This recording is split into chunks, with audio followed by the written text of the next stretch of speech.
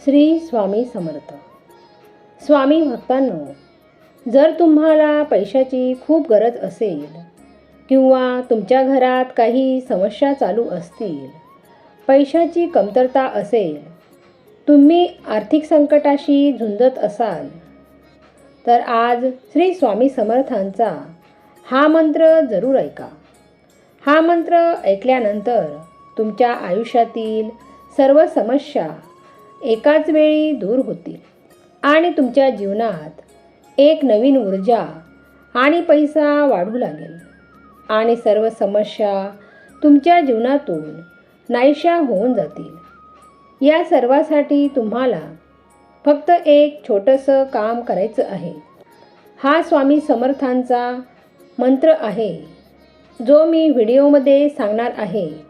या मंत्राचा भक्तिपूर्वक जप करत राहा किंवा जर तुम्हाला या मंत्राचा जप करायला वेळ मिळत नसेल तर फक्त ऐकत राहा.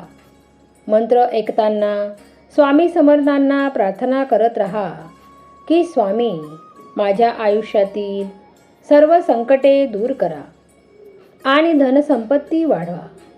मला खूप त्रास होतोय असे सांगून शेवटपर्यंत मंत्राचे श्रवण करा. लवकरच तुम्हाला फायदा होईल.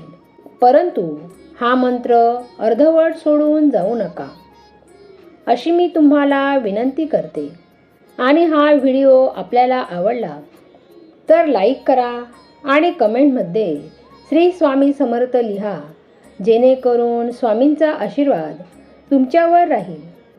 स्वामी भक्त हो, स्वामींचे तुम्ही अनेक व्हिडिओ पाहत असाल, परंतु मी तुम्हाला स्वामींनी ज्यापूर्वी लीला केल्या आहेत ते सांगण्याचा प्रयत्न करत आहे. आपली ही सेवा स्वामींपर्यंत पोहोचावी अशी मी स्वामींना प्रार्थना करते.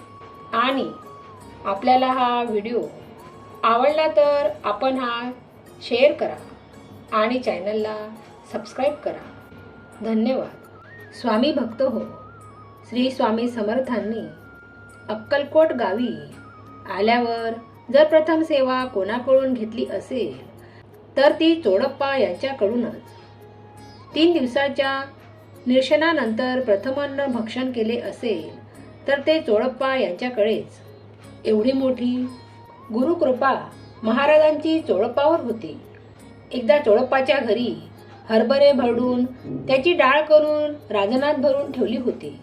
लवकरच येणाऱ्या सणासाठी पुरणपोळी करायची होती. ते रांजण स्वयंपाकखोलीत ठेवले होते. घरामध्ये कोणी नसताना स्वयंपाकघरातील डाळ सुपामध्ये चोडप्पाच्या गाईच्या गोठ्यात असलेल्या गाईस महाराजांनी नेहमी खाऊ घालावयास सुरुवात केली.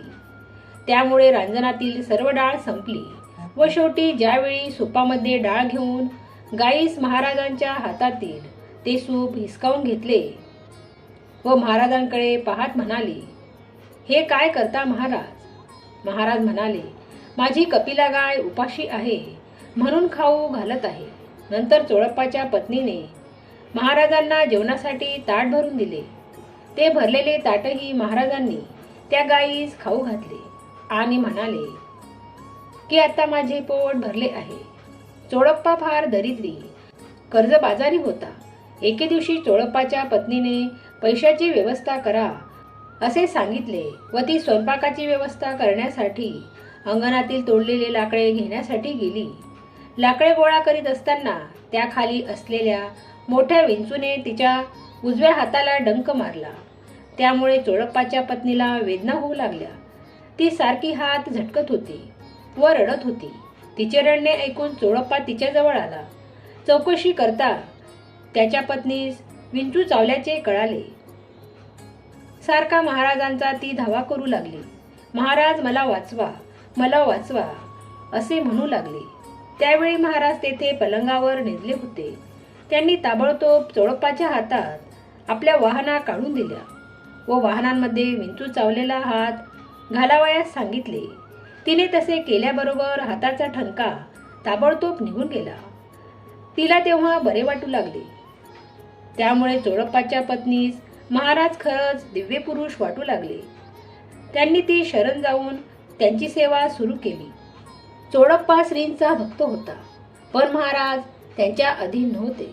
द्रव्य लोभामुळे चोडप्पास श्रीच्या सेवेचा कधीकधी विसर पडे व द्रव्य लोभामुळे व श्रीची गैरसोय होत असे. त्यावेळीस महाराज चोडप्पास माझे खाऊन माझ्यावर फिरला असे म्हणत.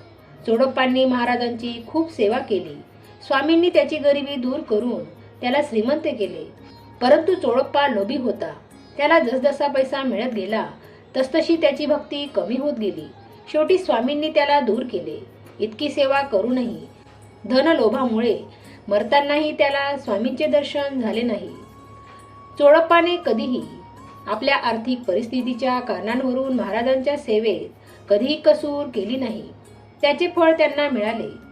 ते स्वामी महाराजांच्या कसोटीला पूर्णपणे उतरलेले एक सच्चे शिष्य होते. पण इतर सेवेकऱ्यांना, भक्तांना चोडप्पाचा द्वेष वाटे. चोडप्पावर महाराजांची विशेष कृपेमुळे त्यांचा द्वेष करण्याचीच वृत्ती बळावत चालली होती. अशा द्वेष करणाऱ्या भक्तांना महाराजांनी धडा शिकवला. एके दिवशी चोडप्पाच्या घरी भक्तांची गर्दी वाढली. त्यामुळे इतर सेवेदारही होते. जो तो महाराजांचा खरा सेवक आहे असा भासवायचा. म्हणून महाराज एकदम उठले व बाहेर पडले. घराबाहेर पडताच झपाझप चालायला लागले. समर्थ पुढे, त्यामागे चोडप्पा, त्यांच्या मागे हा सारा भक्त परिवार. असा हा सर्व जथ्था दुपारच्या समयास बाहेर पडला. महाराजांना कोठे जायचे ते कुणालाही माहीत नाही. समर्थ आपले पुढे पुढे चालले होते. ऊन वाढतच होते. समर्थांसोबत चालणे म्हणजे भक्तांना पळावेच लागे. त्यामुळे त्यांच्या बरोबर चालणे फार मोठे मुश्किल होत होते. सारखा वाढणारा ऊन व उन्हाचे चटके, तसेच रस्त्यात, मार्गात पाण्याचीही सोय नव्हती. रस्ता बरोबर नाहीत. चालताना पडणारे एकमेकातील अंतर, यामुळे सेवेदारांची संख्या कमी कमी होत गेली व फक्त शेवटपर्यंत चोडप्पा समर्थांच्या मागे धावू लागला होता. असे काही काळ चालणे झाल्यावर समर्थांनी मागे वळून पाहिले तो काय चोडप्पाच होता. समोरच निवडुंगाचे काटे असलेला रस्ता आला. निवडुंगाच्या काट्यांकडे पाहत महाराज चोडप्पाला म्हणाले, तू आता माझ्याबरोबर येणार आहेस की थांबणार आहेस? ताबडतोब चोडप्पा म्हणाला, जशी तुमची आज्ञा. महाराज त्या निवडुंगाच्या काट्यावरून चालत होते, तर मागोमाग चोडप्पाही त्या काट्यावरून चालू लागला. मात्र ते निवडुंगाचे काटे नसून फुलावरून आपण चालत आहोत असा भास झाला व चोडप्पाला काहीही त्रास झाला नाही. व चोडप्पा महाराजांनी पाहिलेल्या परीक्षेत उत्तीर्ण झाले होते. इतर सेवेकरांनी चोडप्पाला विचारले की महाराज कोठपर्यंत गेले व शेवटपर्यंत त्यांच्यासोबत कोण कोण होते. तेव्हा चोडप्पा घडलेला प्रसंग नम्रपणे सांगितला. चोडप्पा प्रमाणे बाळप्पा होते. समर्थांचे पट्टशिष्यच होते. चोडप्पा आणि बाळप्पा हे दोघेही कला शाखेचेच होते. दोघेही भक्तप्रवर होते. आज या चोडप्पांचा वंश उत्पौत्र परंपरेने समर्थांच्या कृपेने त्यांच्या मठाची सेवा करीत आहेत. केव्हा केव्हा समर्थ चोडप्पांची परीक्षा पाहत त्याला कठोर धिक्कार करीत, तर केव्हा त्याला जैन म्हणून उपहास करीत व पोटभर हसत किंवा पेटलेल्या चुलीत पाणी ओतीत, तर केव्हा लाकडे व इतर कोणतेही इंधन नसताना चुलीतून आणि प्रज्वलित करीत. तेव्हा धान्यांनी भरलेली पिंपे रिकामी करी.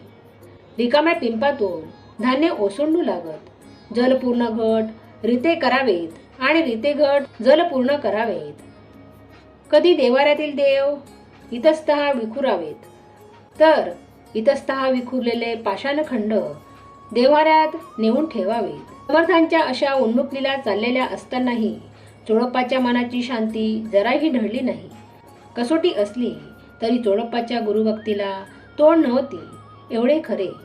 चोडप्पा हा श्री स्वामी समर्थ महाराजांपदी आपल्या सच्ची प्रेम भावना ठेवून भक्ती करीत असे. चोडप्पावर महाराजांनी कृपेचा वरदहस्त ठेवला.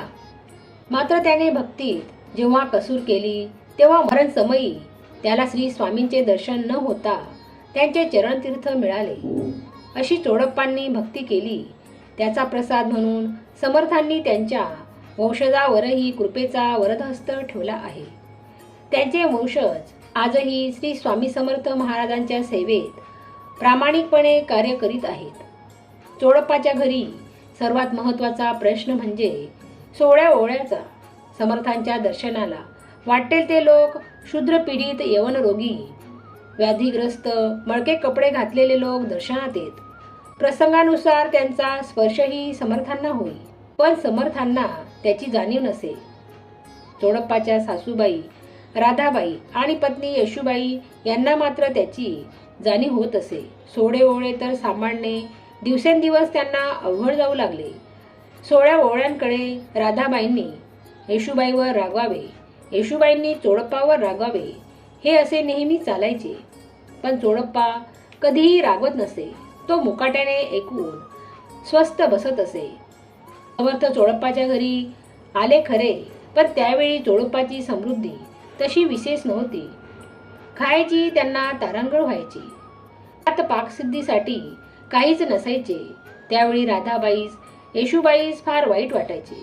त्या म्हणायच्या की समर्थांसारखे सत्पुरुष घरी असावेत आणि त्यांना वेळेवर भोजनही घालू शकत नाही. याचा त्यांना फार वाईट वाटायचं. समर्थांना एकदा लहर आली आणि ते म्हणाले, आज स्वयंपाकाची तयारी दिसत नाही. घरात काहीच नसलेल्या स्वस्थ बसलेल्या राधाबाईंना उद्देशून समर्थ बोलले. राधाबाईंना फार वाईट वाटले. ती रडक्या आवाजात समर्थांना म्हणाली, महाराज, आज घरात काहीच अन्नधान्य नाही, यामुळे अजून स्वयंपाक केला नाही.